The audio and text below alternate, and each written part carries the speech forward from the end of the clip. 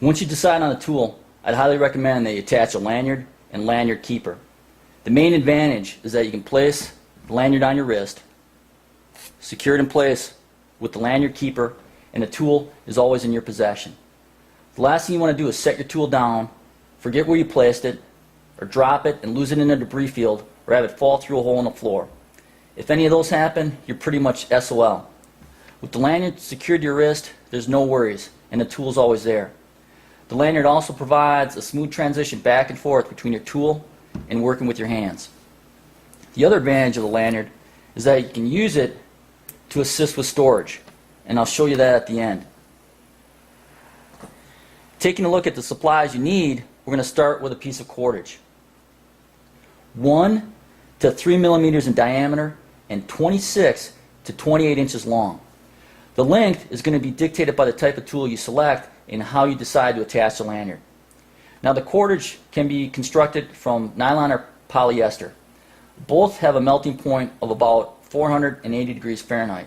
So if this concerns you, you can step it up a notch and use a piece of Nomex, Kevlar, or aramid fiber, which has a heat rating over 900 degrees Fahrenheit. And this material can typically be found at a turnout gear repair company. When you're deciding on a tool, try to choose one that has a plastic or rubber coated handle. The advantage here is that a lot of times the metal will not extend all the way to the base of the handle, and you'll have a space anywhere from about 3/8 to a ½ inch that you can drill through and bypass that case hardened steel. If you have a tool that's spring loaded but has a locking device on it, or a tool that is not spring loaded, you only have to drill through the end of one handle. If you have a spring loaded tool that doesn't have a locking device, such as these side cutters, you're going to want to drill through the ends of both handles. The other advantage that this provides is that you can use a lanyard to close the tool up and keep it in the stored position.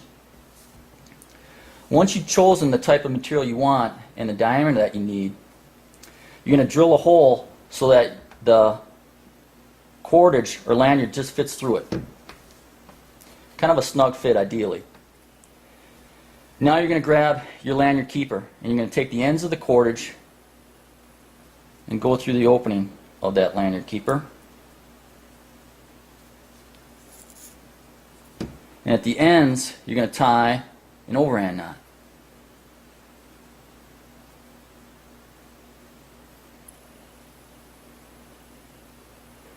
Dress the knot out, and the tails should be about a ½ inch to 3/4 of an inch coming out of that knot.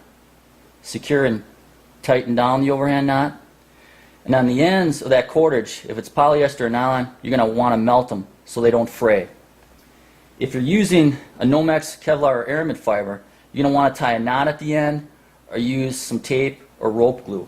Otherwise, what you're going to have is this material is going to start to fray, simply because you can't melt it.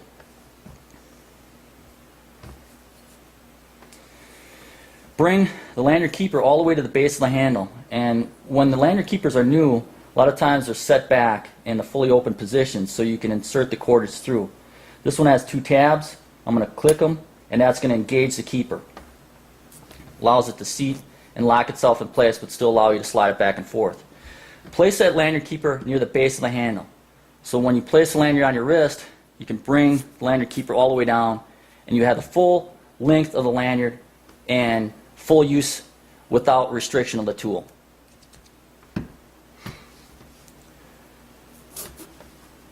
One other thing you can do to finish is add a piece of reflective material to the tool. If you have a sharper end, such as these fiskars, where you're worried about damage to your turnout gear, you can cut off a piece of garden hose and insert it over that end, which will not only protect the tool, but protect your turnout gear from damage and wear.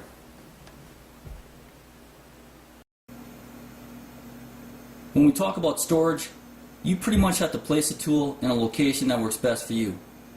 One option is to take advantage of any Velcro in the lanyard itself.